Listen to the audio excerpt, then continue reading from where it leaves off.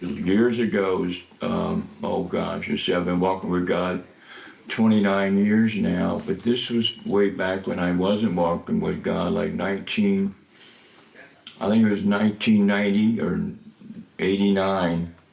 I wound up being on the street as a alcoholic. But I never looked like an alcoholic. I took care of myself. I dressed clean like anyone else. I never carried a blanket or pushed a basket. So nobody knew I was on the street. I was so ashamed of myself. If I start crying, sorry, but It's okay. I was in a bad way. Let's fast forward a little bit. Okay. Just share a little bit about your journey. So we talked about it. You had your really special van. That's what God's plan was for me, to do ministry work by a van and not living in a house. But before I got the ministry van, I did have a house. I had a little cottage and I had a job. And so what I did, I made a garden, and the Lord blessed the garden so much with cow manure. I knew where the farms were, and I got cow manure, and I just had the most powerful garden you ever saw in your life. My tomatoes were big as cantaloupes, and God would send the border people, the Mexican border people, to me, all messed up and dirty and starving. So they come to the porch, and I, without knowing how to speak Spanish, I knew what their need was.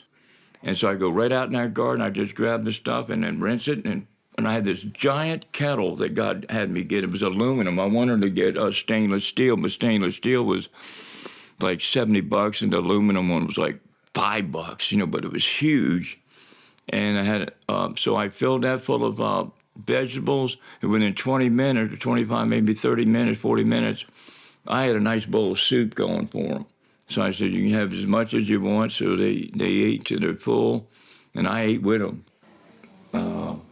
What I hear, it sounds like you had a little bit of a ministry going there. You God were helping did. A lot of people. It was coming to God. you. And yes, and God blessed you with that place and with your garden, and you were able to really give back to your community. You were able to help, feed people. Jesus other than you. Yeah, give clothes to people. And I love that. That is a powerful, powerful story. Thank you for sharing that. I'm wondering, I had another question. So I know you're going back really far. Can we fast forward a little bit? Actually, Okay? Can we yeah, fast I am. forward to like a few weeks ago? You found that the melanoma on your back. So what happened is I suffered, the devil had put a curse on my birthmark on my back, in the middle of my back, and my birthmark is nothing but a ball of like fire, and it was burnt. So It started to bleed, you said. You well, no, noticed it there. it was black as coal, like it's burnt. So I set up a mirror and I scraped my back to see what in the world, why is my birthmark blacker than coal? And I tried to clean it with hydrogen peroxide, and that's when it took off. It was just like Eve taking that bite, and then that was it. Started to get bigger, and It started to take off. Now Well, tell us, where'd you go for your treatment? I said, Jesus, and I'm not getting any answers. So I'm like, oh God, what does this mean? Why aren't you talking to me anymore? Because you talk to me about everything except for this situation. So I'm like, okay, if you're not done talking to me, I'm going to go ahead and do what I'm going to do, and I'm going to get me a bathtub. So I got $100, got a room, motel, went in the bathtub, and I would just take my fingernail and just lance that thing, and blood was just, it was such a bloody mess, but I would lance it down, and then I had to do it every 2 weeks. Well, eventually, I ran out of blood. That's why when I went to the little company, Mary, they said, we got to give you 2 blood transfusions, not 1, but 2. You're out of blood. And I said, well, where'd all my blood go? And then I remembered, I said, oh, I know, it went down the drain of all them the bathtub. And I just said, well, I have no choice. I'm stuck. I need your help.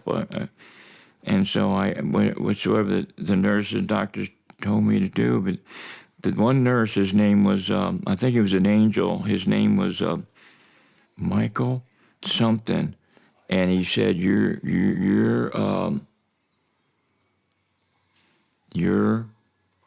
done." And I said, "What do you mean?" He goes, "You're not gonna make it." And I went, "Well," I said, "What do you mean?" He goes, "You're stage 4. There's really nothing we can do. I don't think we can even if we were to stop it where it is now, you're in such a shattered condition that there's no healing for you." That must have been really hard for you to hear. I said, "I knew I would never go back to ministry again." But I was full of joy at the same time because I knew I was going to be going home. That's right. What do you mean you knew you were going to be going home? My home's heaven. You were gonna be It's going not here or nowhere else. I've never had a home here. Right? And you were at Little Company of Mary at the time. Yes, ma'am. And they said they found a place for you. Yes, ma'am. And I didn't know what a hospice was ever in my life. Never even heard of it.